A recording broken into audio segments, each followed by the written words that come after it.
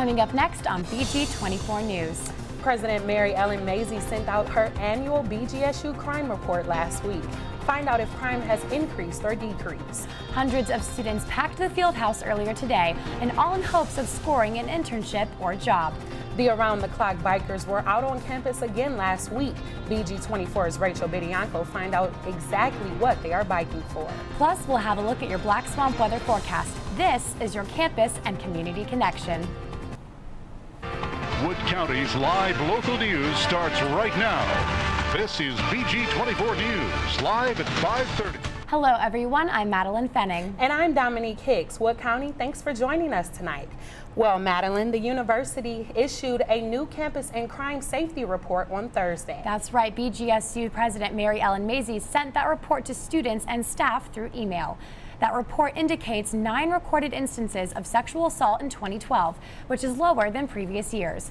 The school's handbook says it does not tolerate sexual offenses, but some students are still concerned. Teenagers get drunk and stupid stuff happens. Boys think no means yes, and girls think no means yes. Predominantly girls at bars get targeted for sexual harassment. For the full crime report, check out the link on our Facebook page. Security cameras will be installed in downtown Bowling Green. Bowling Green issued police division will be putting up the cameras to prevent late night crime. Cameras are being placed in the campus and in the community, such as Circle K downtown. Bowling Green Police Major Tony Hetrick says they can use the footage to prosecute suspects. We do that all the time now. ATM cameras capture people using ATM cards illegally or something that they've stolen. In-store footage of shopliftings, yeah, that camera footage is absolutely usable in court. Major Hetrick also says the technology in the cameras will help identify suspects. In campus news, today BGSU held its Fall Work Expo for students. This year's job fair took place in the Perry Fieldhouse. The expo is meant to help students learn about job and internship opportunities around the area. It's held once every fall and spring semester at BG. More than 1,500 students participated in today's job fair. The fair's director says he is thrilled about the outcome. I'm excited to say that we have 188 employers. That's a 22% increase from our last job fair, which we had 154 employers. Some businesses in attendance included Aldi, Nationwide, and Fox Toledo. To gear up for the Job Expo, students prepped last night at the American Marketing Association's first sales workshop. Sales leaders from Thomson Reuters came to help. They gave advice on how to book internships and jobs from employers. They discussed an approach known as the elevator pitch. Well, the importance of the elevator pitch is students need to have a way to distinguish themselves and to capture the attention of a potential employer so that they're not just one of 150 students who are coming through the career fair. Today was only day 1 of the Internship and Job Expo. Students will be back at the Perry Fieldhouse tomorrow for the interviews they set up today. Animal activist group PETA came to campus today. The group travels to universities across the country to talk on the importance of animal rights. They set up a tent outside of University Hall. Inside, they showed a film and some demonstrations on farm animal treatment. They handed out free vegan cookies and vegan jerky. Local farmers set up outside the Union today for the 4th annual Farmers Market. Students used their Falcon dollars to get a variety of produce plus some fall favorites. Dining services put on the event. Their chefs were available to provide culinary advice. Coming up next, some Ohio cities were painted pink this weekend for the Race for the Cure. We have the total amount Findlay raised for breast cancer research. Plus, a new BGSU organization's main goal to change the world one step at a time. Stay with us. Today marks the first day of Breast Cancer Awareness Month. And a sea of pink strolled through the streets of downtown Toledo and Findlay this weekend. This year marks the 20th anniversary of the Susan G. Komen Race for the Cure in Toledo. It's the first race in Findlay. Findlay's race had more than 3,000 participants and raised more than $200,000. Most of the money raised will go to breast cancer research and programs in Northwest Ohio. Greeks biked day and night in the Union Oval for a cause close to their hearts. Reporter Rachel Badeko explains why they bike. Fraternity Sigma Nu and sorority Alpha Zeta Delta biked for fallen members and Mothers Against Drunk Driving. Sigma Nu president Brad Spettel always looks forward to this event. This is my favorite event of the year. I love the bike-a-thon. They biked for 24 hours a day for 6 days. A Sigma Nu brother started this event back in 2006, yet it has evolved into more than just a charitable fundraiser. A candlelit vigil was held on Thursday in order to honor the creator of the philanthropy who passed away in a car accident 5 years ago. We partnered up with Alpha Zeta Delta Women's Fraternity, and we also used the candlelight vigil to commemorate their 3 sisters that passed away 2 years ago. Alpha Zeta Delta sister Mary Beth McGee is glad to help. I'm really excited to be a part of a cause that's supporting something so much bigger. Reporting for BG24 News, I'm Rachel Bediaco. The Bike-a-thon is an annual event. Stay with BG24 News for more information about next year's event.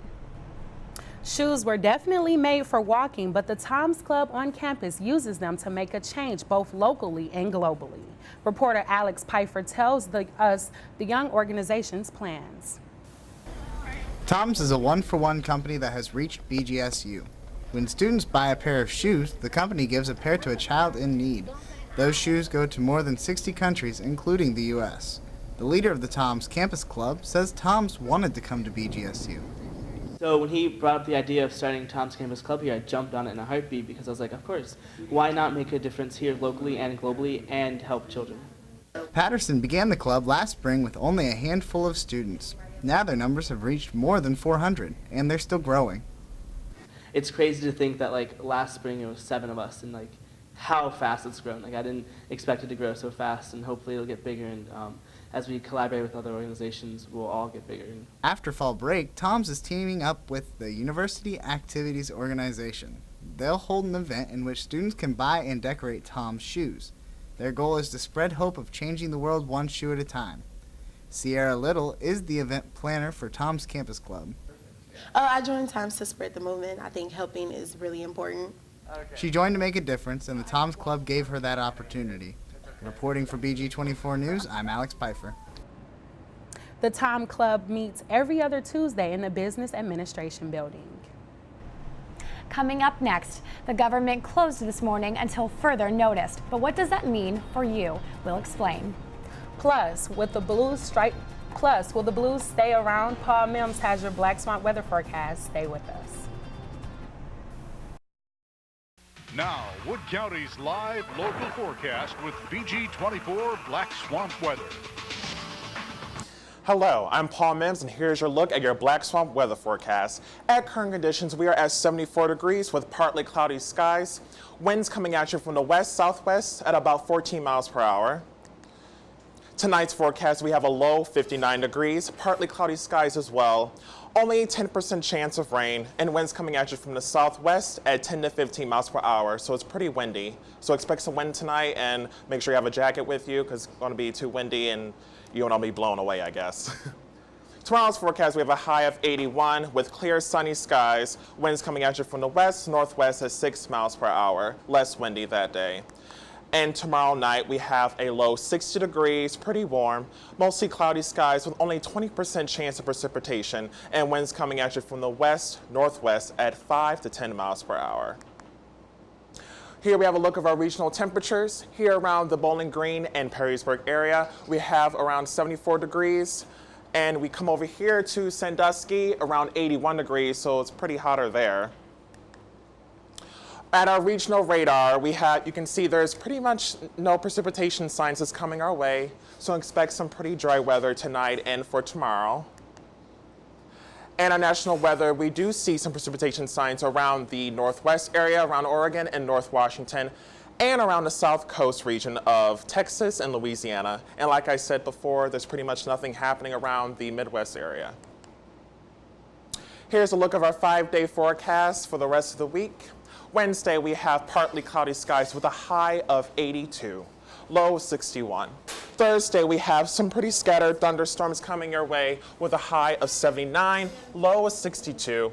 Friday, we have clear sunny skies at a high of 81, low 62. And Saturday, we have mostly cloudy skies with a glimpse of sun with a high of 79, low 54. And on Sunday, we have some rain showers coming your way at a high 65 and a low 39s.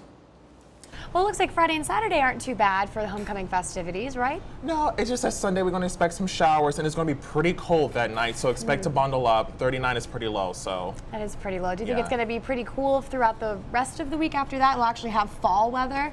I feel like we have a little bit of summer coming our way for the rest of the week. I mean, we around the 80-degree average, so just Sunday expect some pretty cold weather for fall, so. Interesting. Well, thank you very much. Findlay police are looking for identity theft suspects. The thieves are using store gift cards to steal hundreds of dollars and have been seen at Walmarts in Bowling Green, Lima, in Ohio. This has been ongoing for months, and the FBI is now involved. Call Findlay Police at 419-424-7164 with any information. As the clock winds down, Congress worked late into the night last night to come up with an agreement on the federal budget, but had no luck. And the government is now shut down. This means more than 800,000 federal employees stayed at home today. You will continue to get mail and Social Security checks. On Monday, Congress did agree to continue to pay troops through the shutdown. Stay updated on the shutdown at facebook.com/BG24 News. All this stems from the House Republicans trying to defund the Affordable Care Act. But even with the shutdown, Americans are still able to go online and enroll for Obamacare. The enrollment process varies from state to state. Americans can go to healthcare.gov to start the process. Coverage begins in 2014, but you must be signed up by December 15th. Both men's football and women's volleyball went into the weekend undefeated against MAC teams. That's coming up on BG24 Sports. It's unfalcon believable coverage that you won't get anywhere else. This is BG24 Sports. Welcome back to BG24 Sports, everyone. I'm Jackie Elliott. The Falcon football team competed in some MAC play this weekend. The Falcons hosted the Akron Zips on Saturday. This was the second MAC team the Falcons have competed against this season. The Falcons were hoping to go 2-0 against MAC teams. For more on the game, we have reporter Tim Sirenko. BGSU fans lined the Doit in hopes of seeing the Falcons continue their strong start to the season. We start the first quarter with Akron's quarterback Kyle Pohl throwing a wide-open touchdown pass to wide receiver L.T. Smith to give the Zips an early 7-point lead. The Falcons tried to respond with their next possession, but quarterback Matt Johnson's incomplete pass to wide receiver Chris Gallen forced the Falcons to kick a field goal, narrowing the gap 7-3. Akron quickly answered back with their next possession. Quarterback Kyle Pohl faked the handoff and ran the ball into the end zone. Towards the end of the first half, Matt Johnson completed a 22-yard touchdown pass to wide receiver Sean Joplin to narrow the deficit 14-10 going into halftime.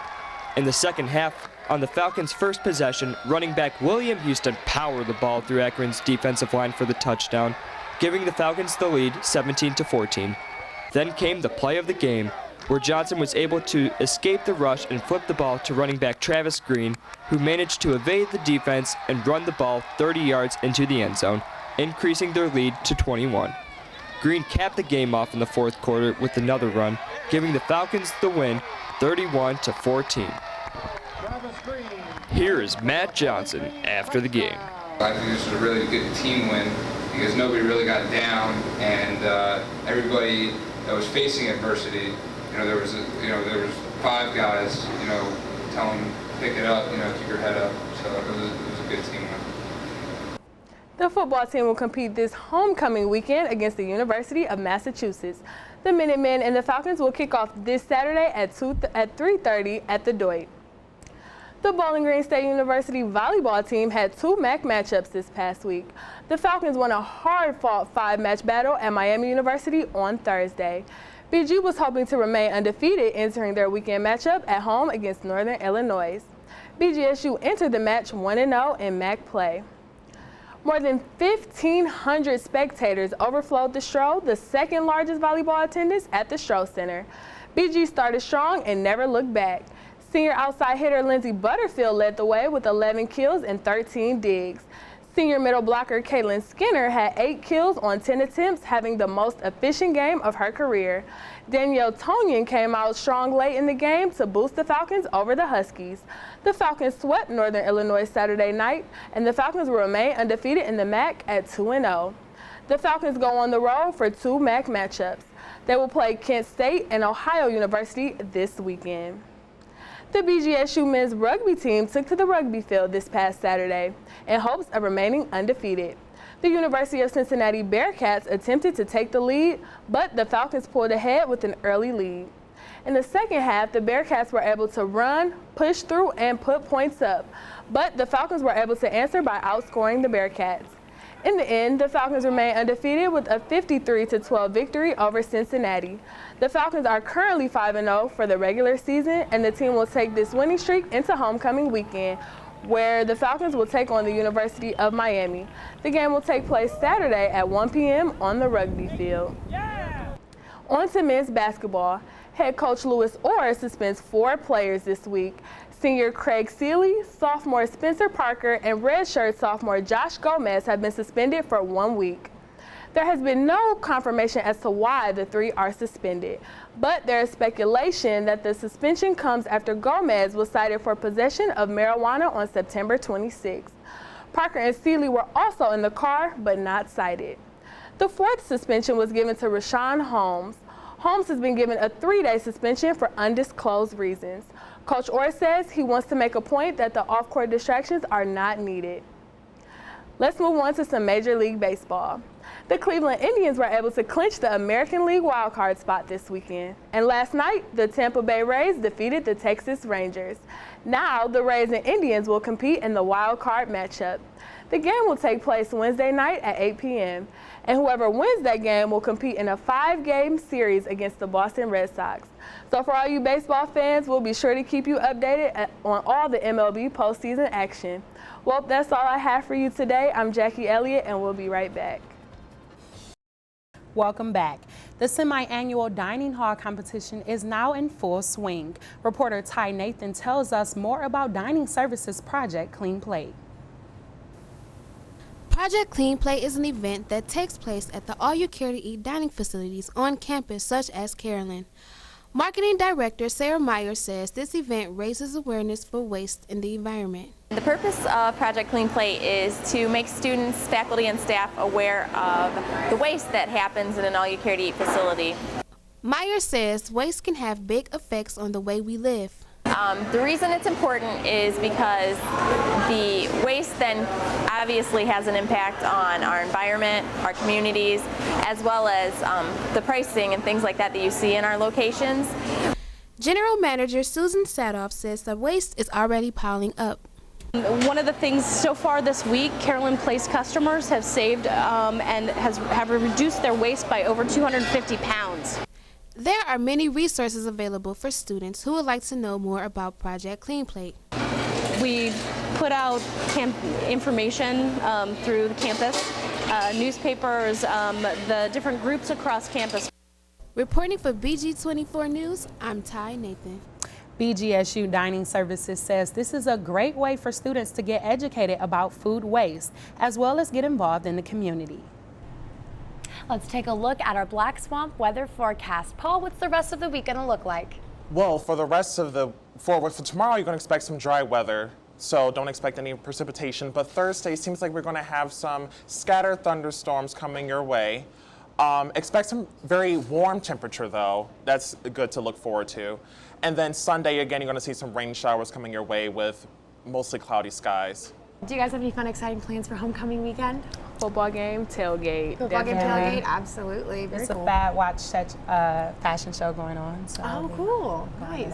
What about you? Unfortunately, I would not be here for homecoming weekend. You're missing I will out. not. Yes. Oh, you're going home. That's what fall break is for. Well, And that's all for BG24 News. For Madeline Fanning, Paul Mims, and Jackie Elliott, I'm Dominique Case. Thank you guys for joining us, and be sure to join us tomorrow night for our Public Affairs Show with Parminder Banga. And if you have any comments or suggestions, visit our website at bg24news.org. Also, check out our Facebook page at facebook.com/BG24news. Thanks for watching and have a great night, everyone.